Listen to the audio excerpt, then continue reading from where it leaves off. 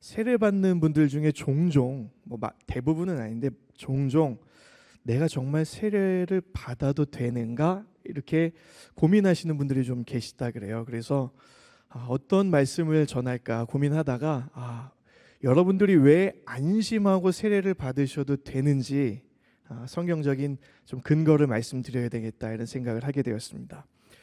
오늘 말씀은 여러분들이 잘 아시는 말씀입니다. 예수님께서 하늘로 올라가시면서 우리에게 마지막 대명령으로 주신 말씀입니다. 자, 오늘 19절의 말씀 우리 다시 한 번만 한 목소리로 읽어보도록 하겠습니다. 19절의 말씀입니다.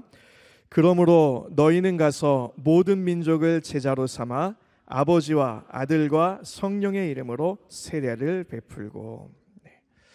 왜 우리가 안심하고 세례를 베풀고 세례를 받아도 되는가? 첫 번째는 주님의 명령이기 때문입니다.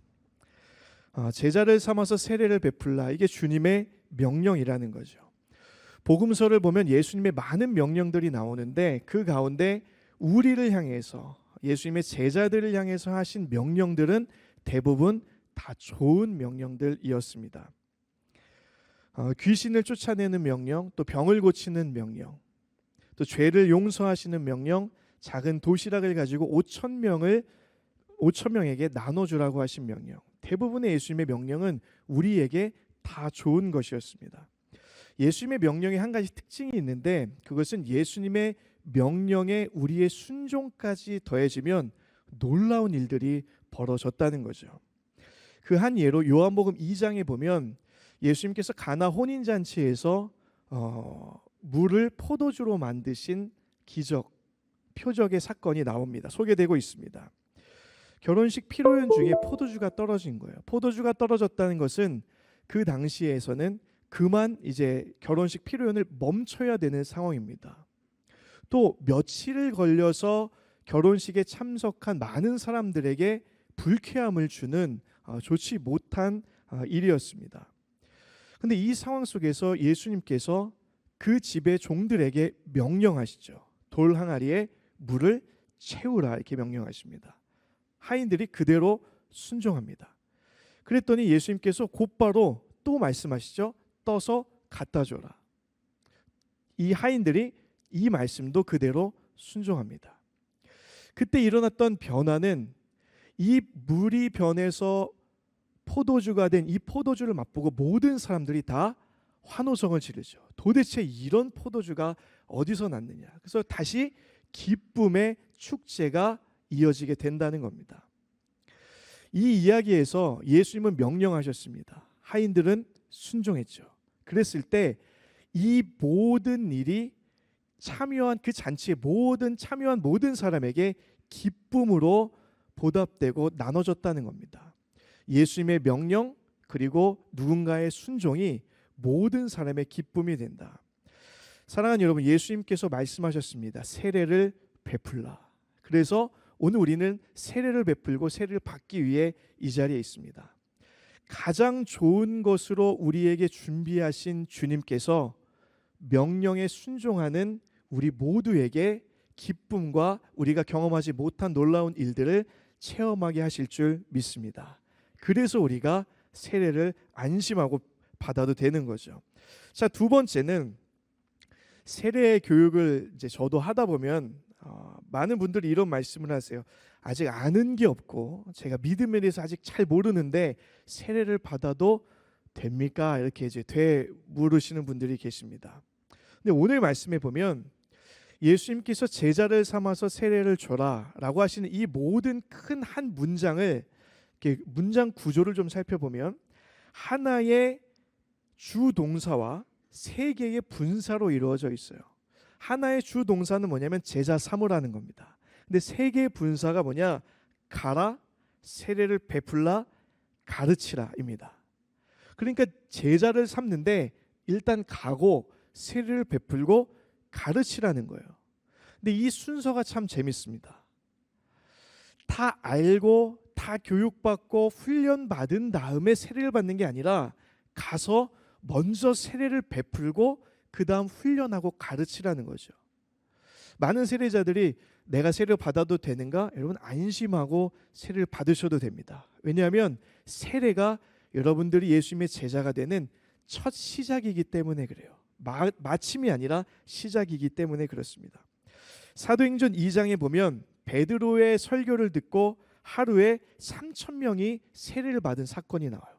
하루에 3,000명이 세례를 받으려면 어떻게 세례를, 저희 교회 목사님들로는 감당이 안 될 것 같습니다. 어쨌든 엄청나게 세례를 준 건데, 이 세례 받은 이야기를 잘 보면 되게 간단해요. 마음의 가책을 받고 회개하는 마음을 고백합니다. 세례 받고 싶다는 거죠. 내가 회개 용서를 받고 싶다는 거예요. 그럴 때 세례를 베풀었습니다. 여기 다른 게 없었어요. 아주 간단해요. 제가 세례 받고 싶습니다. 세례를 베푸셨다는 거예요. 오늘 세례 받는 분들이 너무 부담스러워하지 않으셔도 될 것 같습니다. 그냥 세례 받겠다 받으시면 돼요. 왜냐하면 그 세례 이후에 여러분들을 교회가 또 성령님께서 가르치시고 훈련하시고 인도하실 것이기 때문입니다.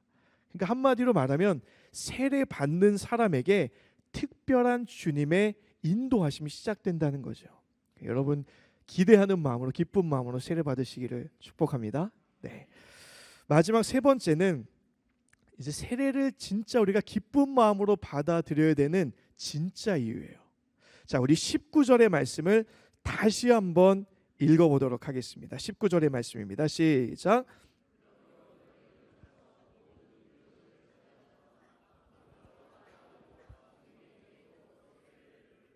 아멘. 이 세례를 우리가 안심하고 받아도 되는 마지막 이유는 아버지와 아들과 성령의 이름으로 세례가 행해지기 때문입니다. 세례가 어떤 개인이나 단체의 이름이 아니라 성부, 성자, 성령의 이름으로 행해지기 때문에 우리는 안심하고 세례를 받아도 되는 겁니다. 누구의 이름으로 무언가 행해지는 것, 그것이 그 이름의 능력을 보여줄 때가 있습니다. 여러분들 잘 아시듯이 2021년 8월에 이슬람 극단주의 무장단체인 탈레반이 아프가니스탄을 점령을 했어요. 그래서 우리나라에서는 이 아프간에 있는 우리 교민들과 또 우리 나라를 협력해서 도와준 아프간 주민들을 구출하기 위해서 급파하게 됩니다. 군인들이 가서 또 여러 사람들이 가서 구출을 해내는데 이 모든 일을 보고 전 세계가 놀랐어요. 왜냐하면 빨리 가기도 했지만 자국민을 너무나 안전하게, 그리고 자국민을 도와준 사람까지 너무나 멋있게 구출해냈기 때문입니다. 자료를 보니까 391명을 구조해 왔고 2만 킬로를 이동해서 순식간에 데려온 거예요. 근데 이 모든 놀라운 계획과 모든 일이 어떤 이름으로 행해졌느냐? 대한민국의 이름으로 행해졌다는 겁니다. 이게 바로 누군가의 이름으로 무엇이 행해질 때 그 능력이고 그 영향력이라는 거죠.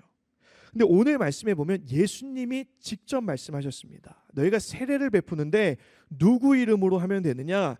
아버지와 아들과 성령의 이름으로 너희가 세례를 베풀면 된다. 이 말은 삼위 하나님께서 이 모든 일을 주관하시고 행하시겠다는, 모든 것의 주체가 되시겠다는 선언이세요. 여러분들이 걱정 안 하셔도 됩니다. 왜냐하면 삼위 하나님께서 여러분의 모든 세례를 주장하시기 때문입니다. 네.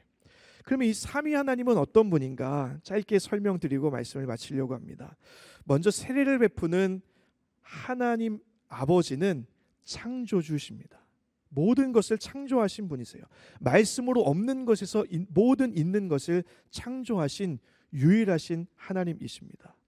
그분은 창조주시기 때문에 우리 가운데 모든 것을 창조하세요. 우리가 그분 앞에 부족한 것은 그렇게 상관이 없습니다. 아무리 부족해도 아무리 연약해도 창조주 하나님께서 행하시면 모든 새로운 창조, 좋은 창조가 일어나는 것입니다. 그 하나님께서 여러분에게 세례를 베풀기를 원하십니다. 또 아들 예수님의 이름으로 세례가 베풀어집니다. 예수님은 구원자이십니다.